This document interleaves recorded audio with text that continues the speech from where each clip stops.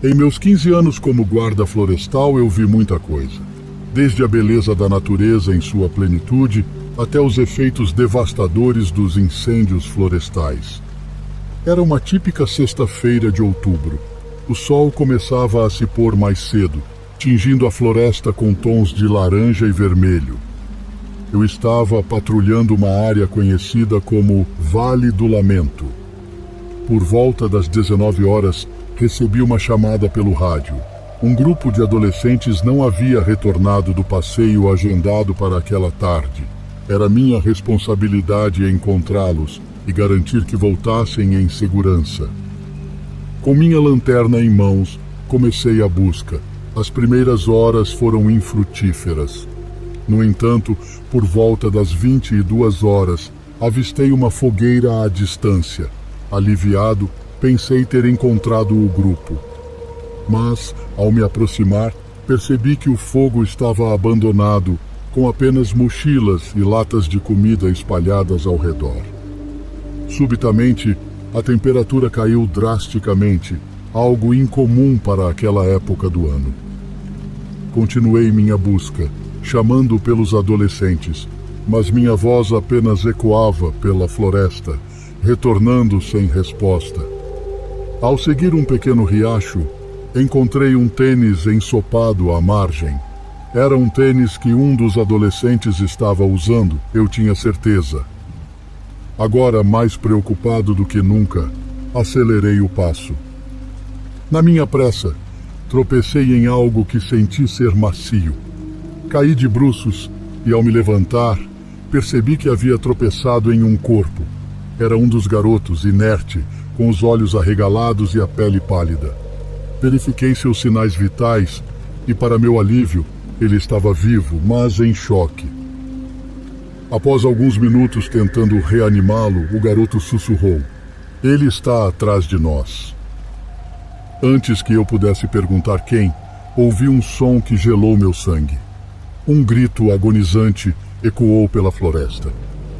Agarrando o garoto pelo braço, corremos o mais rápido que pudemos.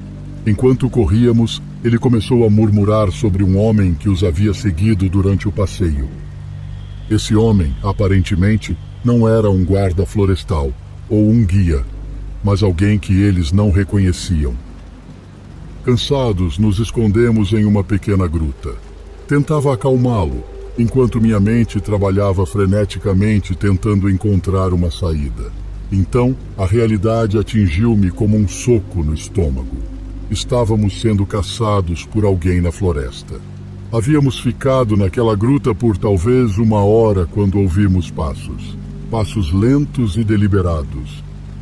Uma voz áspera cantarolava uma melodia desconhecida, tornando a atmosfera ainda mais pesada. O garoto, tremendo de medo, agarrou meu braço. "É ele", sussurrou. A voz se aproximava, e eu podia ouvir claramente alguém murmurando: "Onde vocês estão?" Minha respiração estava acelerada, e tudo o que eu queria era proteger o garoto e a mim mesmo. Quando os passos pareceram se distanciar, espreitei para fora com cautela. Não vi ninguém. Decidi que era hora de sairmos dali e buscar ajuda.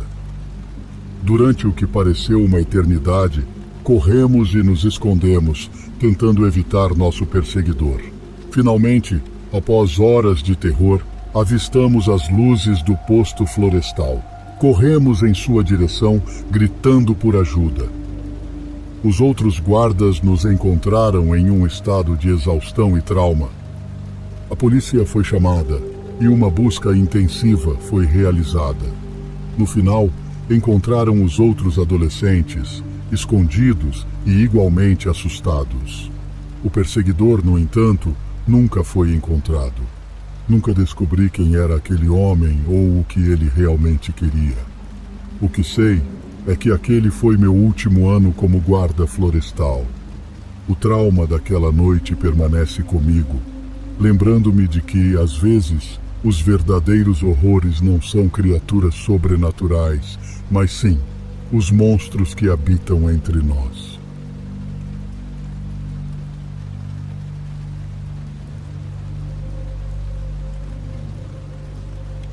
Minha namorada e eu costumávamos aproveitar muito os fins de semana fazendo viagens de acampamento. Na época, morávamos bem na Boa Vista, em Roraima. Então, naturalmente, escolhíamos lugares novos em meio à floresta para explorar. Durante a semana, ambos tínhamos vidas profissionais estressantes.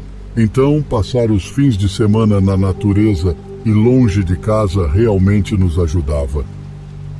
Quando isso aconteceu, já tínhamos feito dezenas de viagens de acampamento nas matas, mas nenhuma delas terminou como esta.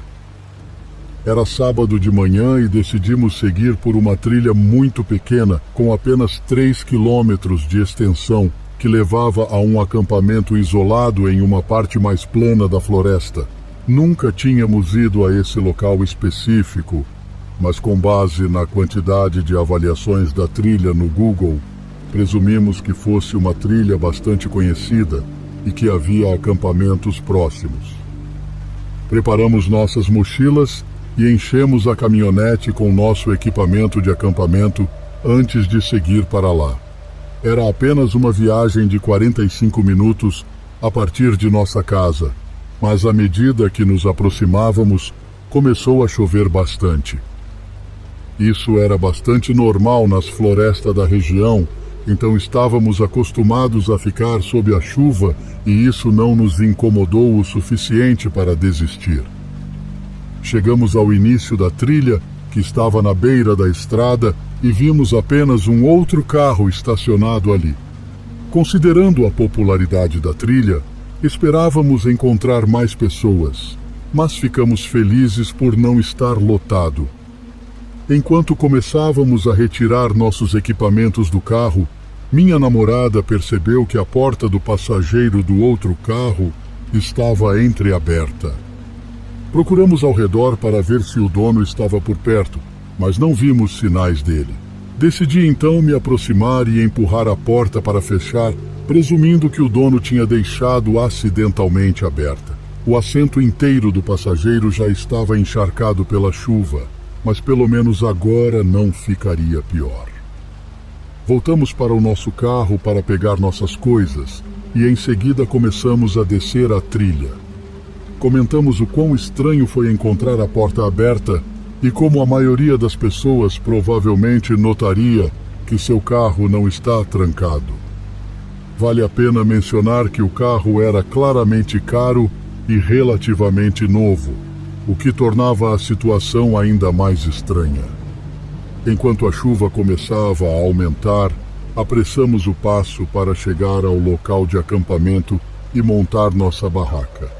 Calculo que tenha nos levado cerca de 2 horas para chegar lá, já que a maior parte do caminho era morro acima. Uma vez lá, notamos imediatamente uma pequena barraca montada no meio da área plana. Era bem pequena, para apenas uma pessoa. Supomos que alguém estivesse dentro da barraca se protegendo da chuva. Então decidimos montar nossa barraca em um canto mais distante do local.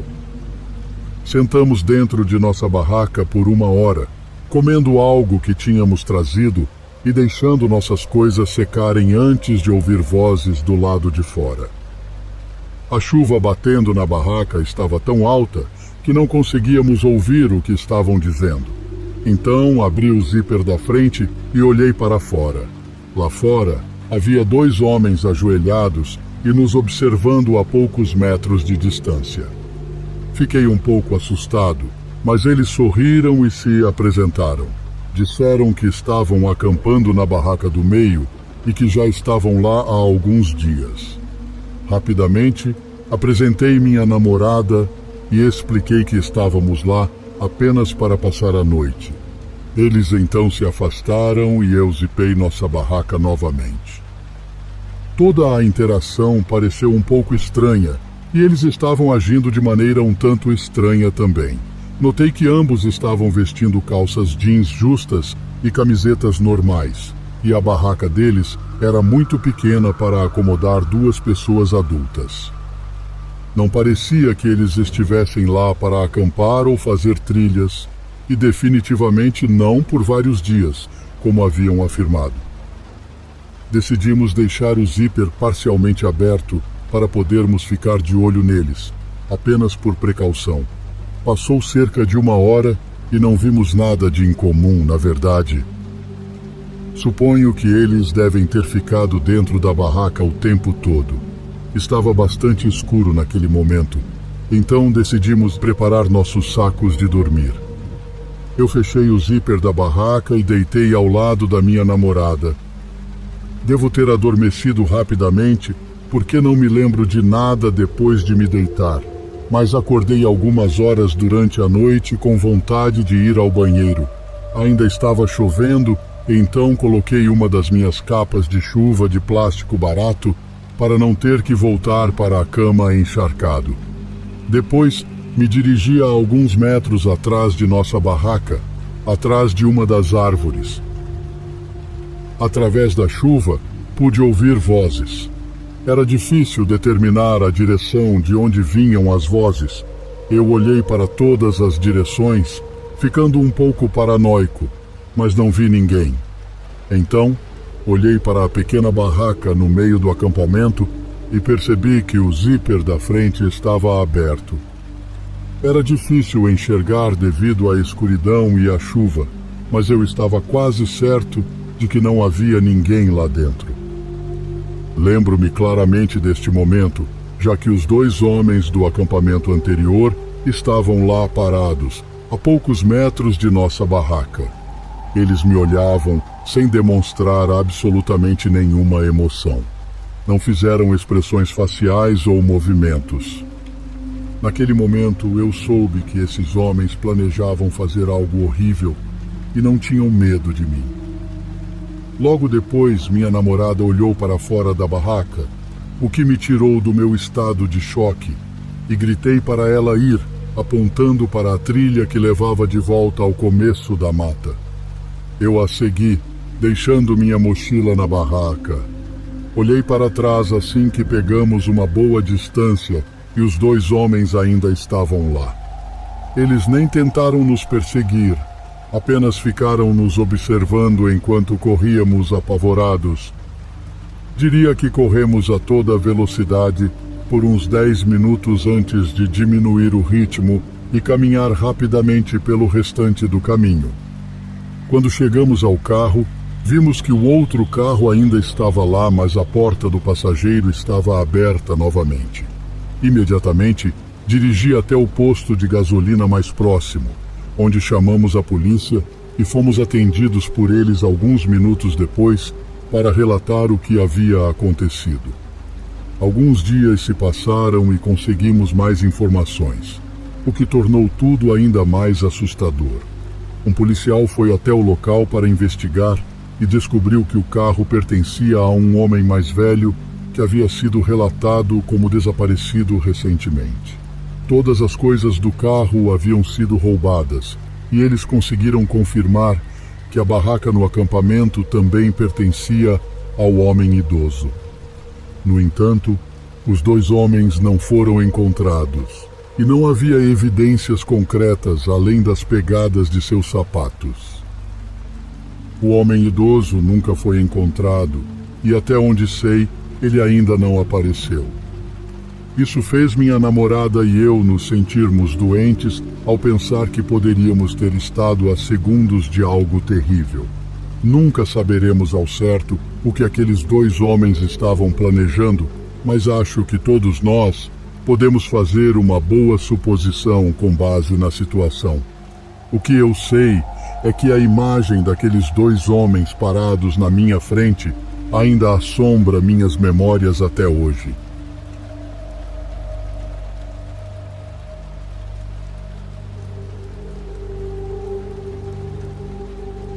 Sou Clara e preciso confessar que nunca acreditei em coisas sobrenaturais. Achava que tudo tinha uma explicação lógica, mas um evento na floresta mudou completamente meu ceticismo. Existe uma vasta floresta em nossa região e muitos evitam entrar nela devido a velhas histórias sobre espíritos e aparições. Eu, considerando tudo isso como folclore, decidi acampar por lá. Minha aventura começou em uma manhã ensolarada de verão. O dia estava claro e a floresta se mostrava convidativa com seus sons naturais. Durante o dia, escolhi um local perto de um riacho para montar minha tenda. Estava tudo tranquilo e confesso que me senti um tanto vitoriosa por desafiar as superstições locais. No entanto, com a chegada da noite, a atmosfera mudou. Enquanto preparava minha comida, ouvi um choro distante. Imaginei que fosse algum animal, mas o som era inconfundivelmente humano. Segui na direção do choro e, para meu espanto, encontrei uma boneca antiga, meio enterrada entre as folhas. Intrigada e um pouco assustada, decidi voltar para minha tenda. No entanto, ao me virar, vi uma menininha vestida de branco, com cabelos negros e olhos tristes, que parecia ter uns 8 anos. Ela me encarou e com uma voz suave perguntou: "Você viu minha boneca? Perdi ela há muito tempo." Instintivamente entreguei-lhe a boneca.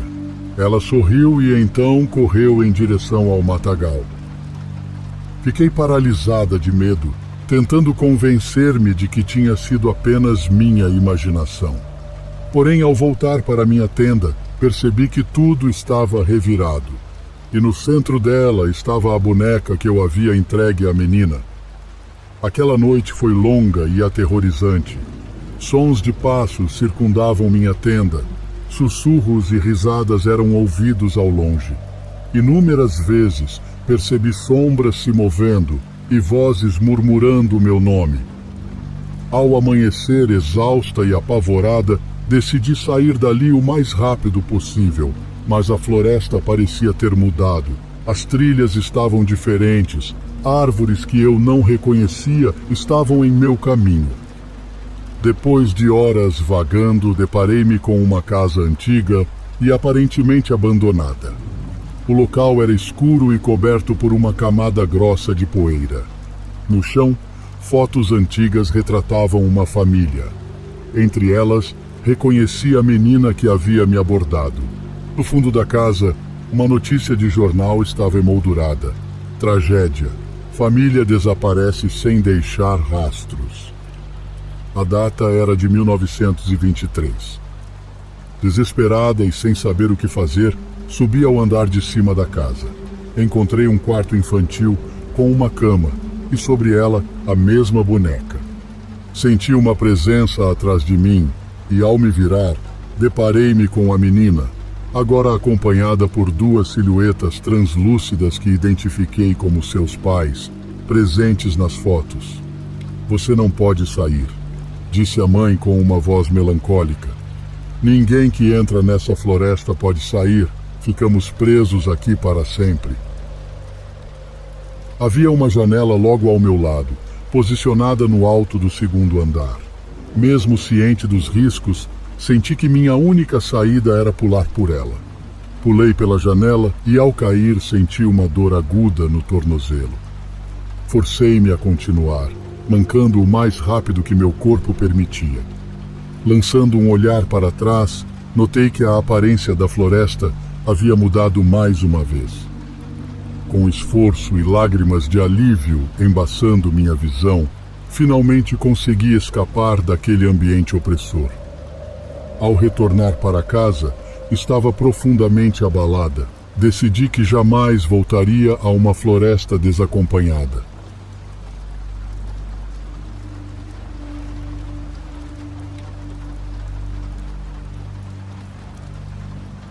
Isso aconteceu quase no final de junho do ano passado. Essa época do ano geralmente proporciona o melhor clima para fazer trilhas, já que não está muito quente nem muito frio. Eu tinha um grupo de amigos com quem costumava fazer muitas caminhadas, mas a maioria deles tinha empregos com horários irregulares, o que tornava difícil encontrar dias em que pudéssemos planejar uma trilha juntos. Portanto, muitas vezes eu fazia caminhadas mais curtas sozinho e apenas aproveitava a paz e tranquilidade. Eu tinha o fim de semana livre. Então encontrei uma trilha de caminhada agradável e dirigi até lá na manhã de sábado. Eu já tinha estado nessa trilha alguns anos antes e sempre quis voltar. Era uma trilha circular que durava cerca de 1 dia e meio.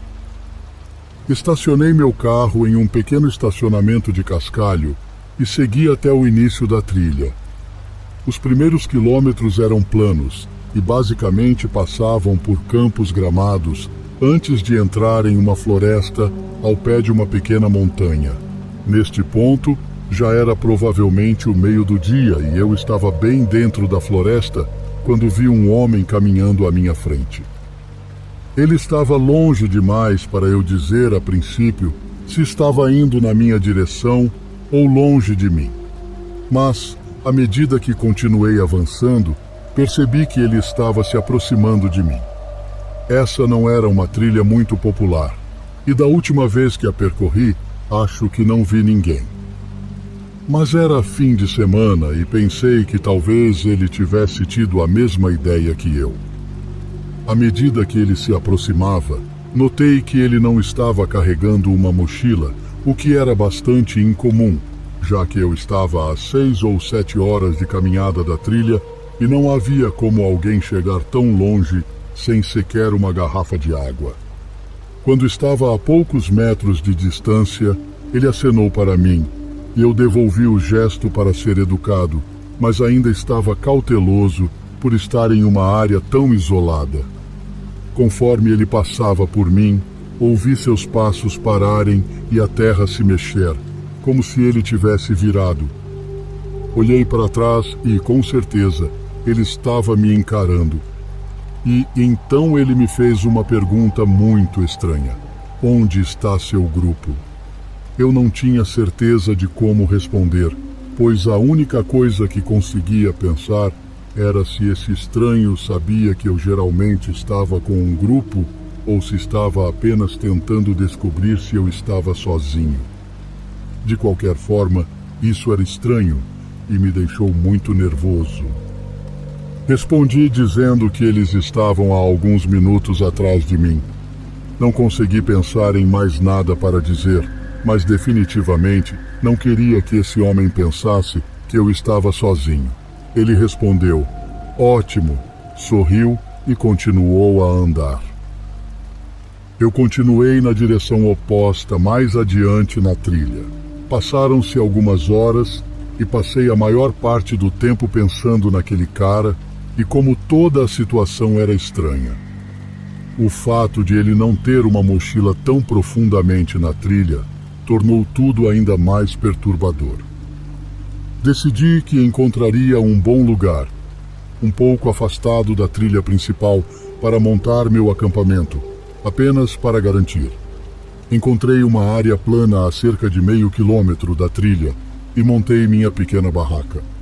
O sol começava a se pôr, então sentei do lado de fora da minha barraca e tentei parar de pensar no homem. Eu havia preparado um almoço pré-embalado para a viagem, então o comi antes de deitar na barraca para tentar dormir. Fiquei deitado lá tentando dormir quando, algum tempo depois, comecei a ouvir passos vindos das árvores atrás da minha barraca. Congelei, ouvindo-os se aproximarem. Tentei me convencer de que provavelmente era apenas um animal ou algo assim, mas os passos eram muito parecidos como de uma pessoa. Parecia que estavam a uns 4 ou 6 metros de distância quando de repente pararam. Fiquei lá esperando, ouvindo atentamente. Não houve mais passos. Eu sabia que essa pessoa devia estar esperando por perto, pois teria ouvido os passos se tivessem ido embora. Horas pareceram passar e o sol estava começando a nascer. Eu sabia que em algum momento teria que sair dali, e estava tão cansado que até me perguntava se talvez não tivesse ouvido os passos indo embora. Abri o zíper da barraca e levantei a aba um pouco para olhar para fora, mas não vi nada. Saí e olhei ao redor. Estava muito silencioso e as árvores bloqueavam minha visão. Mas pelo que pude ver, Ninguém estava lá. Depois de alguns minutos, empacotei minha barraca cautelosamente, olhando ao redor frequentemente, pois estava definitivamente nervoso, e qualquer barulho pequeno me fazia pular. Amarrei minha barraca na mochila e comecei a voltar para a trilha o mais rápido que pude, mas só dei alguns passos antes de notar pegadas nítidas na terra atrás de uma árvore, bem ao lado de onde eu tinha montado minha barraca. Entrei em pânico e nem procurei mais pegadas enquanto corria de volta para a trilha. Eu estava aterrorizado, pois sabia que alguém estava me observando no meio de uma floresta isolada há horas. Quando finalmente cheguei à trilha, continuei andando rapidamente na direção oposta, mesmo que voltar fosse provavelmente mais rápido naquele ponto. Felizmente, nada mais aconteceu no caminho de volta e cheguei ao meu carro já ao pôr do sol. Contei aos meus amigos sobre o homem estranho e o que vi e ouvi, e todos disseram que tive sorte de sair de lá sem que nada mais acontecesse. Entrei em contato com a polícia apenas para relatar a atividade suspeita na trilha, mas não foi possível fazer muito a respeito. Agora sou muito mais cauteloso ao fazer trilhas nas florestas, raramente indo sozinho, e espero que ninguém mais tenha que passar por isso. Nunca saberei quais eram as verdadeiras intenções daquele cara, e espero que ninguém mais tenha que descobrir.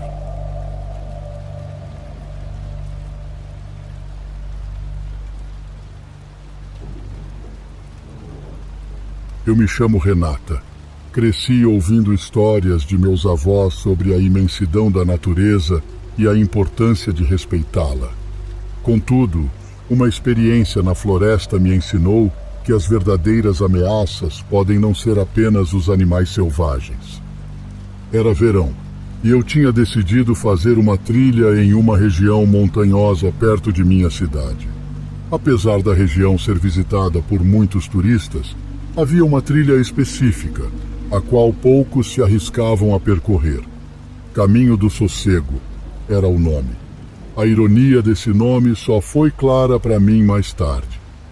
Comecei minha aventura em uma manhã fresca. Com minha mochila equipada e meu coração alvoroçado, comecei a caminhada, acompanhando a sinuosidade da trilha. Tudo parecia pacífico, o canto dos pássaros, a brisa entre as folhas e a tranquilidade que aquela floresta emanava. Após algumas horas, parei para descansar e comer algo. Foi quando percebi algo estranho, uma mochila velha e suja, jogada a alguns metros de onde estava. Curiosa, fui até ela. Dentro encontrei objetos pessoais, uma carteira, algumas roupas, uma bússola e um diário. Ao abrir o diário, uma sensação de inquietação me invadiu. Descrevia a jornada de um jovem chamado João, que, em busca de superar um trauma, fazia trilhas solitárias. A última entrada datava de 3 semanas atrás, falando sobre a trilha que eu estava. O caminho do sossego não é o que parece. Eu sinto que estou sendo perseguido. Inquieta, decidi continuar. Talvez pudesse encontrar alguma pista sobre o paradeiro de João. Ao entardecer, ouvi um barulho que soava como se alguém estivesse me seguindo. Cada passo que dava, o barulho parecia ficar mais próximo. Meu coração disparou. Será que era João? Ou algo pior? Quando a noite chegou, eu estava em pânico. Decidi acampar em uma clareira, acreditando que seria mais seguro. Acendi uma fogueira, tentando manter a calma e me convencer de que talvez fosse apenas minha imaginação. A cada estalo de galho, a cada sussurro do vento, meu medo aumentava. E foi em uma dessas ocasiões que vi uma sombra se movendo entre as árvores. Não parecia um animal, era grande e caminhava em 2 pernas. Decidi não esperar para ver o que era. Peguei minha mochila e corri. Corri como nunca havia corrido antes, guiada apenas pela fraca luz da minha lanterna e pelo desespero. Por horas, parecia que eu estava correndo em círculos. O terreno íngreme e os emaranhados de raízes não ajudavam, e a sensação de estar sendo perseguida não me abandonava. Ao amanhecer, exausta e desidratada, encontrei um riacho. Bebi sua água gelada e tentei recuperar minhas forças. Foi quando ouvi uma voz: "Você não deveria estar aqui." Virei-me e dei de cara com um homem de aparência selvagem, com barba longa e roupas rasgadas. Seus olhos transpareciam uma mistura de medo e fúria. "Quem é você?" perguntei, tentando não demonstrar o pânico que sentia. "Sou o guardião deste lugar, e você, assim como aquele jovem, não deveriam ter vindo aqui." Lembrei-me do diário de João e, com um nó na garganta, perguntei sobre ele. "Ele está seguro", respondeu o homem, "mas não pode mais sair daqui, assim como você." Percebi que minha única saída seria tentar negociar. Contei-lhe sobre minha vida, meus motivos para estar ali e implorei para que me deixasse ir. Para minha surpresa, ele concordou, mas com uma condição: eu nunca deveria voltar ou contar a alguém sobre aquele lugar. Agradeci e corri sem olhar para trás. Quando finalmente cheguei à cidade, decidi procurar mais sobre aquele homem, perguntando para as pessoas da região e o que ele fazia na floresta. Soube que, décadas atrás, ele havia sido um ermitão que se isolou do mundo devido a uma tragédia familiar. Desde então, ele protegia a floresta e via qualquer intruso como uma ameaça. Quanto a João, nunca soube o que aconteceu com ele. O diário que encontrei foi entregue à polícia, mas ele nunca foi encontrado. Hoje ainda sinto calafrios ao lembrar daquela noite.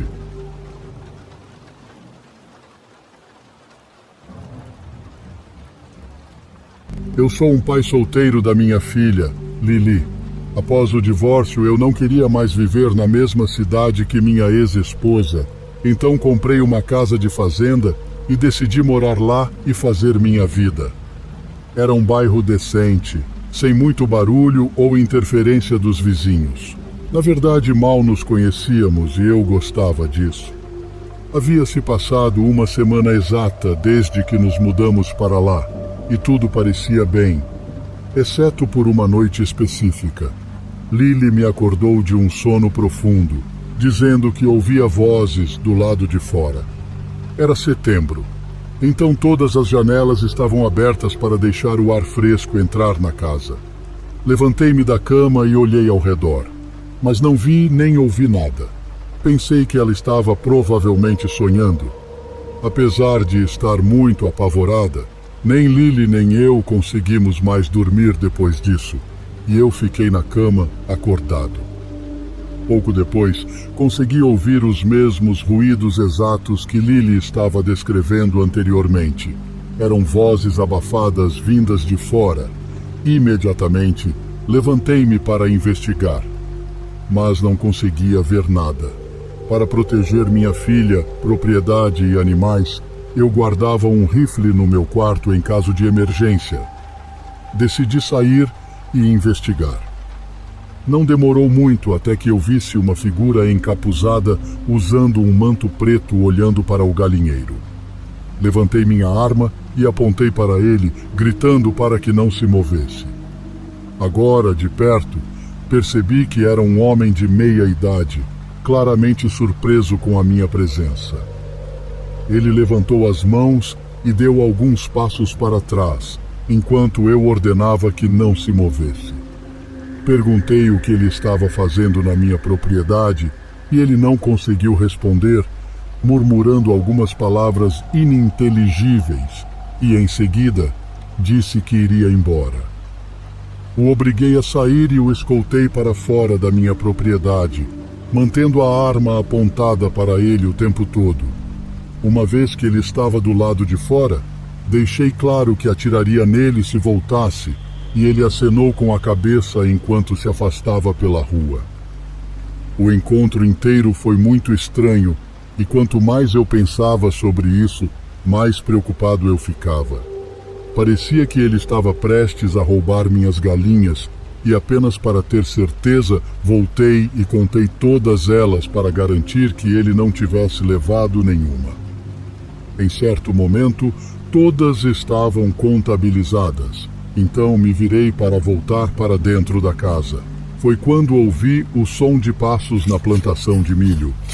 Levantei meu rifle e disparei alguns tiros para o alto, gritando que quem quer que estivesse lá deveria sair imediatamente, ou eu começaria a atirar.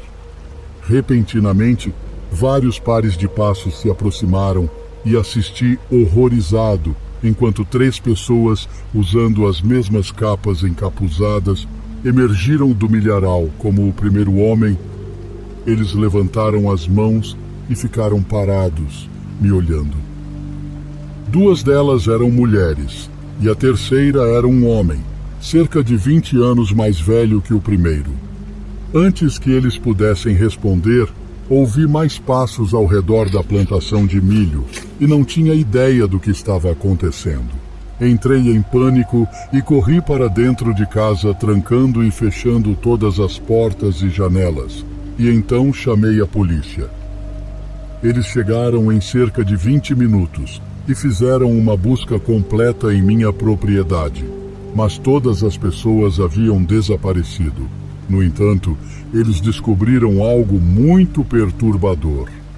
No centro exato do campo de milho, havia um círculo feito com tinta vermelha, junto com uma caixa de fósforos e um recipiente de gasolina vermelha. Desde aquela noite, instalei câmeras de segurança por toda a minha propriedade. Parecia ser algum tipo de ritual ocultista preparado, e a situação toda ainda me assusta.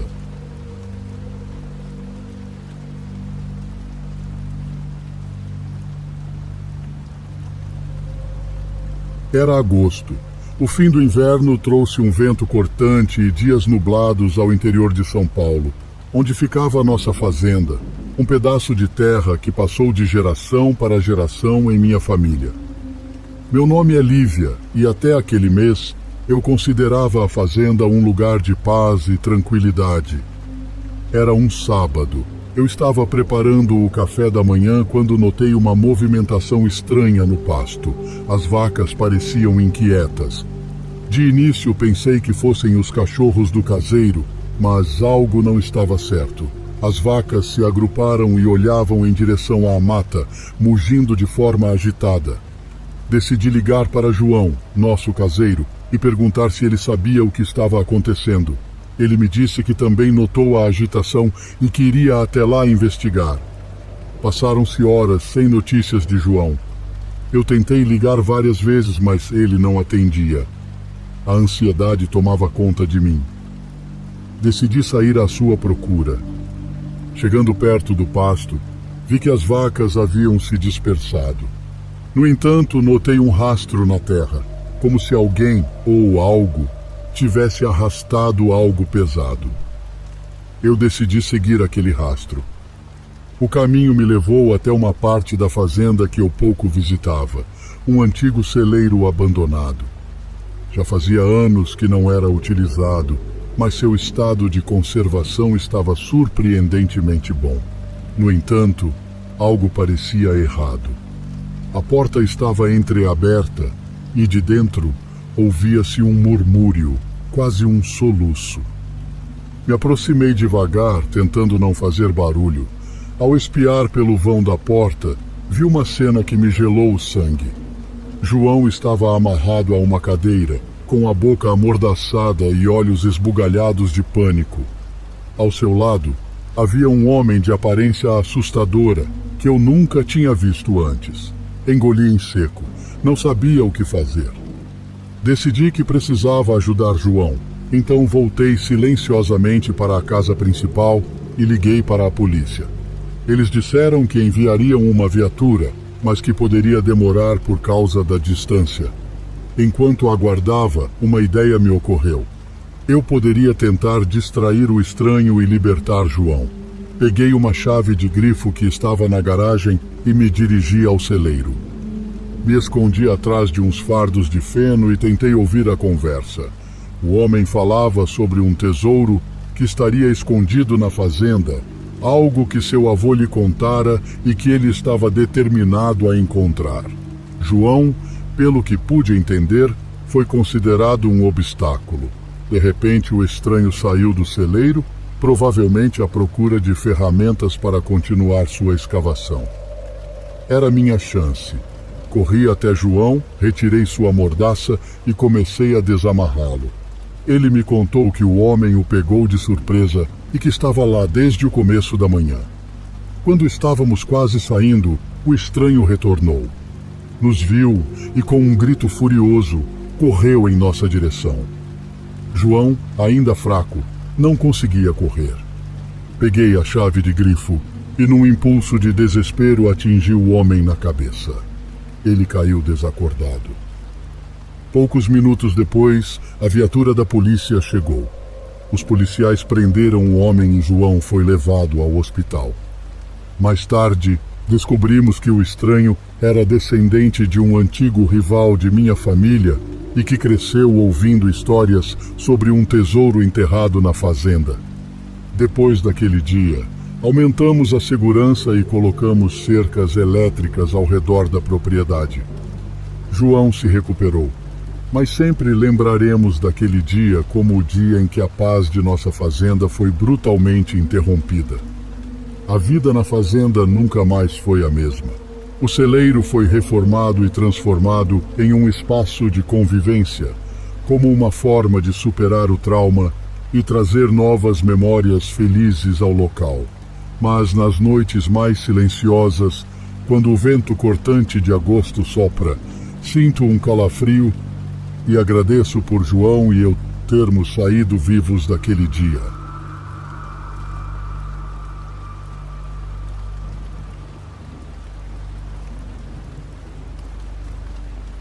Há 10 anos venho escrevendo histórias de terror e produzindo filmes com base nelas. Sempre foi um pequeno hobby divertido, já que é algo que me apaixono profundamente. Embora não seja uma grande produtora de cinema, tento ir além da escrita e produção. Em primeiro lugar, faço filmes baseados em incidentes da vida real e passo alguns dias no local real para me familiarizar completamente com a situação. Uma vez que me sinto à vontade na área, começo a escrever e produzir, o que provavelmente explica por que produzi apenas cerca de 7 filmes em 10 anos. No entanto, o que aconteceu me deixou confusa, assustada e sinceramente incrédula. Estava em meu estudo, lendo um artigo de notícias sobre uma fazenda assombrada perto de Minas Gerais, bem no interior. Na época, eu morava em São Paulo, pois cresci lá com minha mãe. Quando li o artigo, parecia que o lugar seria um ótimo cenário para um filme. Então decidi conferir. Rapidamente, coletei todos os detalhes pertinentes sobre a história e dentro de uma semana cheguei ao local com Anthony, que agora era meu marido. A propriedade estava disponível para alugar, então a reservamos por algumas noites, já que também era muito barato.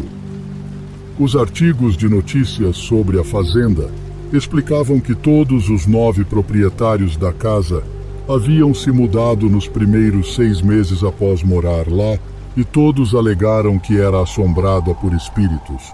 Investigando mais a fundo, descobri que a família original, que morou lá em 1939, morreu de mortes horríveis nas mãos de uma pessoa ou pessoas desconhecidas. Várias pessoas que estiveram lá para investigar desde então também relataram ver e ouvir coisas estranhas. Portanto, eu queria ver do que se tratava.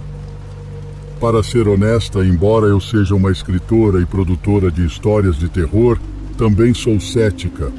Francamente, nunca acreditei em fantasmas e geralmente não fico com medo ou acredito no que os outros dizem, a menos que eu mesma o experimente. Eventualmente, chegamos à propriedade com um carro, levando apenas o essencial. Depois de estacionar nosso carro na longa estrada de terra em frente à casa, saímos imediatamente em direção ao celeiro, que supostamente Era o local assombrado. O celeiro era enorme, mas estava em péssimas condições, precisando urgentemente de reformas. As ervas daninhas e arbustos não aparados ao redor do celeiro definitivamente davam uma aparência assustadora. Depois de explorar o celeiro por um tempo, voltamos ao carro, pegamos nossas malas e entramos na casa.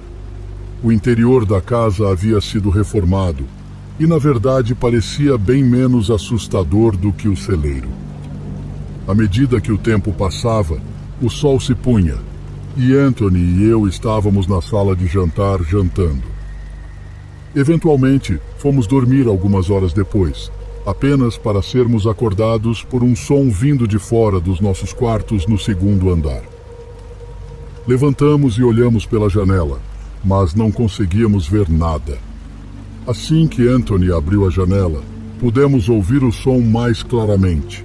Alguém estava assobiando do lado de fora e parecia estar perto. Fechei a janela com força, peguei minha câmera de vídeo e comecei a gravar. Filmei quase como um vlog, mas decidi que, se realmente encontrássemos algo, poderíamos adicioná-lo a uma cena do filme. Descemos as escadas com Anthony explicando para a câmera que havíamos sido acordados por alguém assobiando na propriedade e que tínhamos a intenção de ir ao celeiro para investigar. Abri a porta dos fundos da casa e saímos, percebendo que o assobio havia parado. Eu estava na frente de Anthony, que estava visivelmente assustado, mas eu estava surpreendentemente mais animada do que assustada. Abri as portas do celeiro e iluminei o interior com minha lanterna, na esperança de pegar algo. No entanto, depois de esperar pelo menos 5 minutos, não vimos nem ouvimos nada. Então, começamos a voltar para a casa. De repente, Anthony e eu congelamos em nossos passos enquanto observávamos a luz do nosso quarto acendendo e apagando até aquele momento. Eu realmente não estava tão assustada, mas agora, ao ver que alguém ou algo estava em nosso quarto, fiquei apavorada. Anthony sugeriu entrar na casa furtivamente e pegar as chaves que estavam na cozinha. Como não tínhamos realmente outras opções, concordei. E para piorar, nossos celulares estavam no quarto no andar de cima.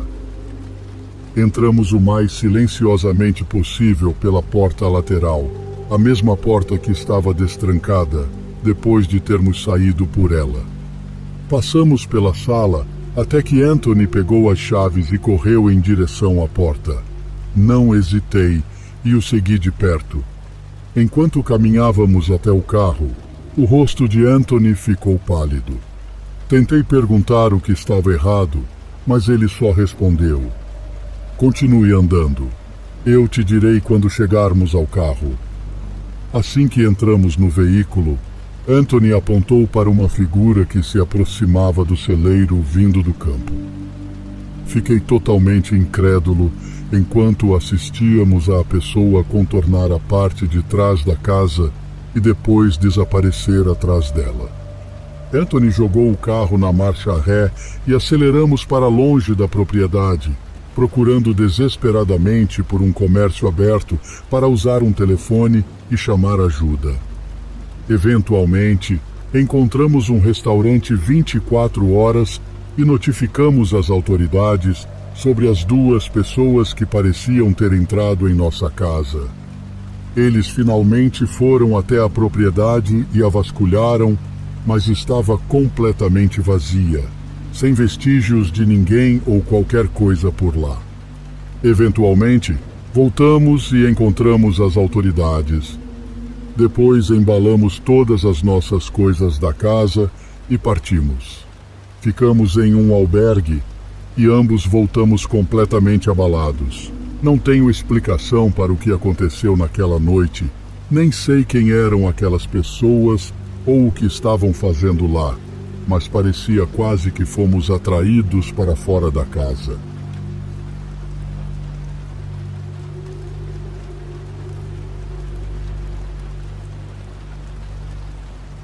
O vento soprava com força naquela noite de outono.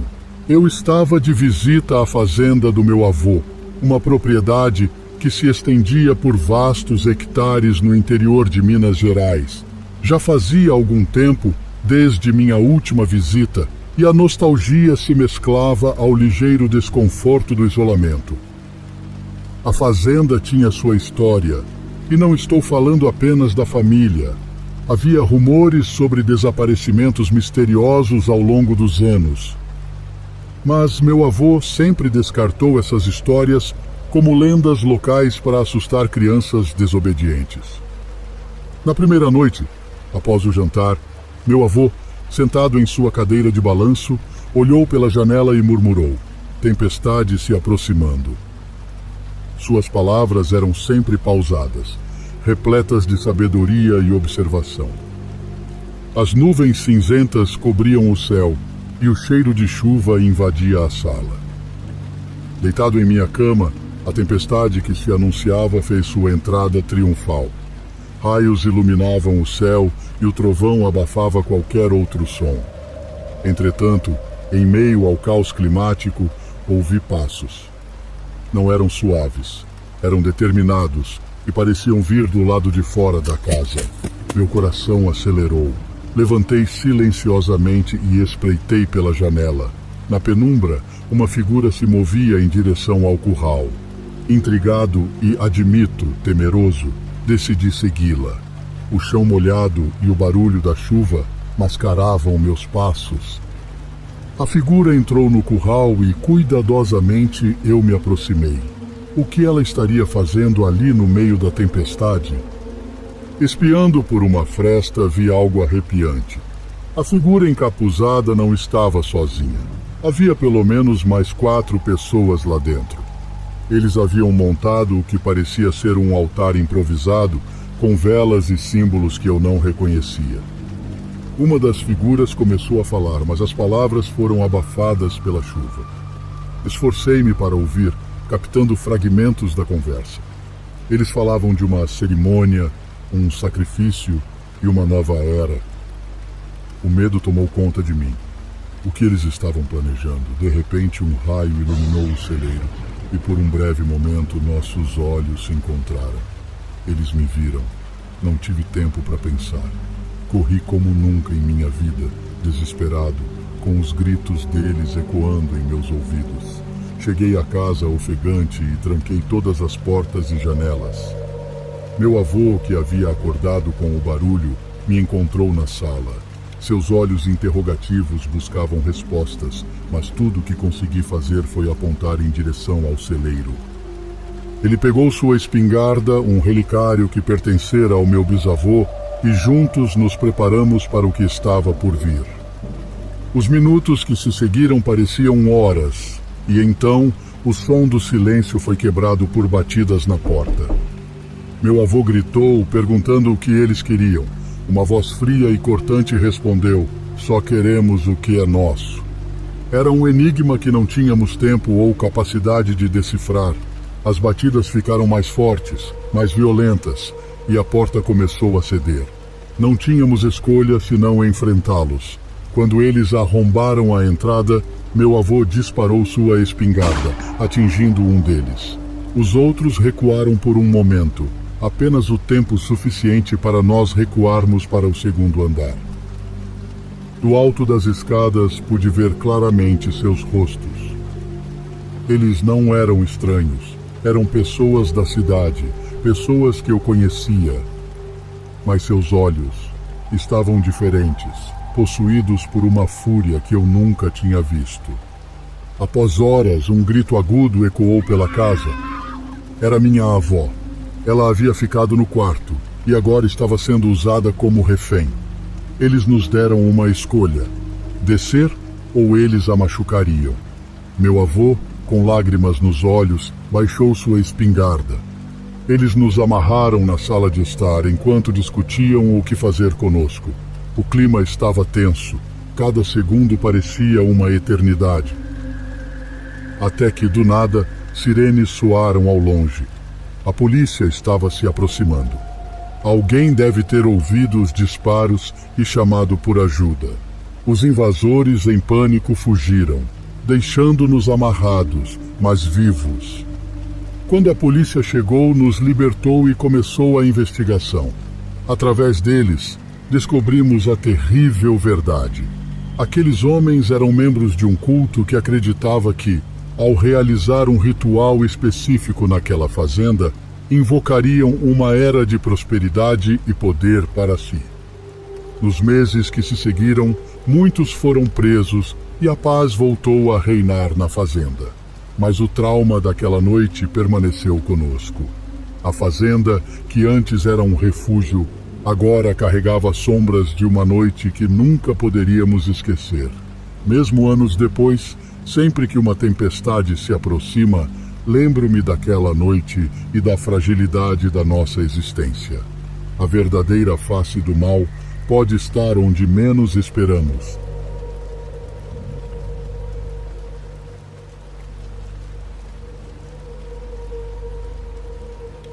Cresci na cidade com meus pais, mas tinha uma relação muito próxima com meus avós em Lucas do Rio Verde, no Mato Grosso. Costumava visitá-los o tempo todo quando era criança e tenho muitas lembranças lá com meus primos. A cada período de férias de verão, meus primos e eu fazíamos uma viagem até lá e ficávamos por algumas semanas na casa de nossos avós no campo, em sua fazenda. Eles nos mimavam ao máximo, nos permitindo ficar acordados até tarde da noite, comer no quarto, acordar tarde e fazer praticamente tudo o que uma criança quer fazer quando geralmente não é permitido. No entanto, nossa parte favorita era que podíamos brincar de esconde-esconde em seus enormes campos de milho que ficavam entre uma vasta floresta. Em junho de 2011, no dia em que eu e meus primos Maurício e Daniele chegamos, tínhamos cerca de 12 a 13 anos. Após jantar por volta das 16 horas, decidimos brincar de esconde-esconde no campo. O clima estava perfeito e os milhos estavam altos o suficiente para poder se esconder. Daniele amarrou uma venda nos meus olhos e pediu que eu contasse até 10, enquanto ela dizia algo como: "Venha nos encontrar", e ela gritaria "quente" se eu estivesse me aproximando. Após contar até 10, comecei a vagar pelo campo em busca dos meus primos. Enquanto me movia, ouvi algo se movendo ao meu lado, então comecei a caminhar naquela direção. Continuava ouvindo os ruídos, então gritei: "Te peguei!", mas ninguém respondeu.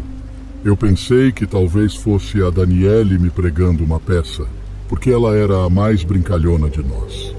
Eventualmente parei de ouvir o som que estava seguindo, então continuei vagando, esperando que alguém gritasse "quente". De repente, ouvi passos muito próximos a mim. Achei que fosse a Daniele ou o Maurício, então gritei novamente: "Te peguei!", e comecei a tirar a venda. Estranhamente, não era nenhum deles. Na verdade, não havia ninguém na minha frente. Eu estava sozinho no meio do campo. O sol já havia se posto e estava notavelmente mais escuro. Continuei mais adiante, gritando os nomes dos meus primos, mas ninguém respondeu.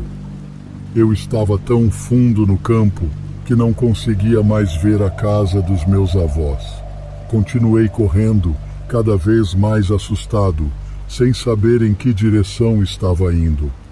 De repente, ouvi algo se movendo bem perto de mim. Fiquei paralisado, tentando entender quem estava lá.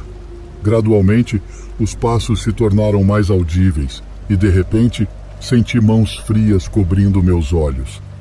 Fiquei aterrorizado e em pânico absoluto. Minha garganta apertou enquanto eu tentava afastar as mãos e me virei para ver um homem alto e magro, a poucos centímetros do meu rosto. Ele usava um casaco preto e se ajoelhou para olhar para mim. Fiquei chocado ao vê-lo. Havia várias cicatrizes em seu rosto, um ferimento profundo na bochecha e sujeira que escorria por seu rosto, como se estivesse manchado. Eu estava tremendo enquanto perguntava: Quem é você? Minha voz tremia de terror, mas ele não respondeu. Em vez disso, ele lentamente esticou a boca para sorrir. Não era um sorriso de felicidade, era assustador. Foi quando percebi que ele era a mesma pessoa que eu tinha encontrado antes. Minha voz saiu em um grito de terror e corri o mais rápido que minhas pernas podiam me levar. Mas antes que eu conseguisse escapar, ele agarrou minha mão e me derrubou no chão. Machuquei os joelhos e o cotovelo, e ainda tenho cicatrizes dessas feridas até hoje. Enquanto eu tentava me levantar, ele estendeu a mão na minha direção com unhas compridas e sujas. Ele estava fazendo movimentos estranhos e lentos com os braços. Foi quando vi minha única chance e o empurrei para o lado. Fui capaz de fugir e corri o mais rápido que pude. Tive muita sorte naquela noite, porque consegui encontrar o caminho de volta para casa. Meu coração estava disparado quando finalmente vi a casa dos meus avós e os encontrei procurando por mim. Embora estivesse sem palavras e não conseguisse parar de chorar, consegui contar aos meus avós que havia um homem nos campos de milho. Eles agiram rapidamente. Meu avô pegou uma espingarda e foi para os campos. Olhando para trás agora, não sei por que eles não chamaram a polícia imediatamente. Enquanto esperávamos dentro de casa, ouvimos tiros ecoando nos campos, seguidos pelo meu avô voltando calmamente para dentro, dizendo: "Eu o peguei, ligue para a polícia." Meus primos e eu fomos enviados para a casa do meu tio a cerca de meia hora dali, e nenhum de nós conseguiu dormir naquela noite. Descobrimos que o homem era um criminoso sexual registrado que morava perto da casa dos meus avós e já tinha cumprido pena por seus crimes. Meu avô o reconheceu e sabia exatamente quem ele era. Quanto ao motivo pelo qual aquele homem sabia que estávamos lá, ainda não sei até hoje. Provavelmente ele nos viu do lado de fora mais cedo naquele dia em algum momento, porque não consigo pensar em outra razão para ele estar bisbilhotando a propriedade dos meus avós. Infelizmente, meu avô faleceu em 2017, mas minha avó ainda é dona da propriedade até hoje. Meu avô foi um herói e sinto muito a falta dele todos os dias.